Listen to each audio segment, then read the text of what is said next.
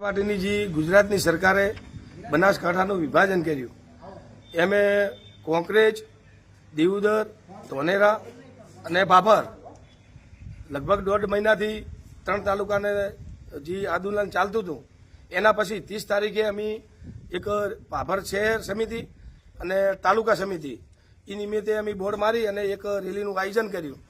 એના પછી અમે એક એવું રેલી પછી અમે નિવેદન આપવામાં આવ્યું હતું કે ભારતીય જનતા પાર્ટીના એક આગેવાનના કારણે અને એક બિલ્ડરના કારણે ધારો કે બનાસકાંઠાની અંદર ભારતીય જનતા પાર્ટીના જિલ્લાના પ્રમુખ કીર્તિસિંહ વાઘેલા, દીવદરની મત વિસ્તારના કેશાજી ઠાકોર, પછી કોંકરેજના અમરતજી ઠાકોર, ધોનેરાના ધારાસભ્યો અને બધા જ ધારાસભ્યો, એની પછી અમારા લોકલાડીલા MP જ્ઞાનીબેન ઠાકોર વિશ્વાસમાં કોઈને પણ લેવામાં આવ્યા નહીં એક આગેવાનના કારણે.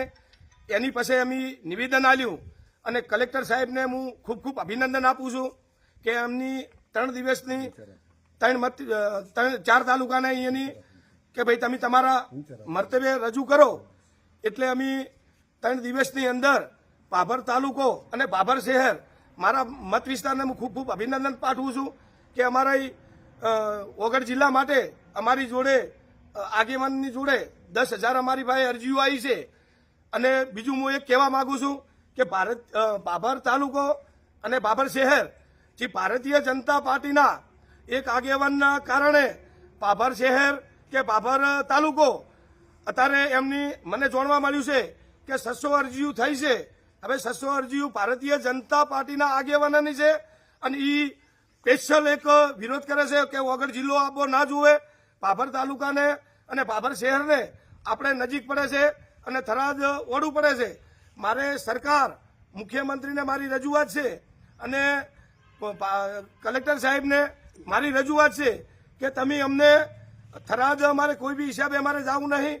કહો તો પહેલી માગ અમારી એવી છે કે તમે અમને વગર જિલ્લો આપો, નહીતર તમે અમને બનાસકાંઠાની અંદર રહેવા દો. જો તમે અમને જબરજસ્તી કરશો તો અમારે પાકિસ્તાન જવું છે, અમારે ગોળીઓ ખાવી છે, પણ થરાદ તો અમારે જવું નથી. એવી મારી મુખ્યમંત્રીને અને વડાપ્રધાનને મારી રજૂઆત છે. અને એક બીજું તમને ઉદાહરણ આપું કે 22ની અંદર વગર બાપજીના ત્યાં વડાપ્રધાન લોકલાડીલા વડાપ્રધાને પગલાં કર્યા હતા.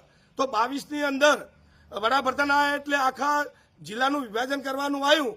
એટલે થરાદે પણ એવું નિવેદન આપ્યું હતું કે આપણે વગર જિલ્લો બરાબર છે. તો ભારતીય જનતા પાર્ટીના એક રાજકારણના કારણે, એક બિલ્ડરના કારણે થરાદ વિસ્તાર મત વિસ્તાર કેમ અત્યારે નિવેદન બદલેરા. થરાદને ગમતું તો ભાઈ વગર જિલ્લો બરાબર છે. અને વડાપ્રધાનને અને મુખ્યમંત્રીને મારી રજૂઆત છે કે તમને હાથ જોડું છું કે તમે અમને વગર જિલ્લો આલો. અને મારો છેલ્લો સવાલ, તમે ભારતની અંદર તમે નકશો ભેદો. ભારતની અંદર કોઈ એવો જિલ્લો નથી કે સરહદમાં રાજ્યસભામાં કે લોકસભામાં કે રાષ્ટ્રપતિ આનું પરવાનગી આપે.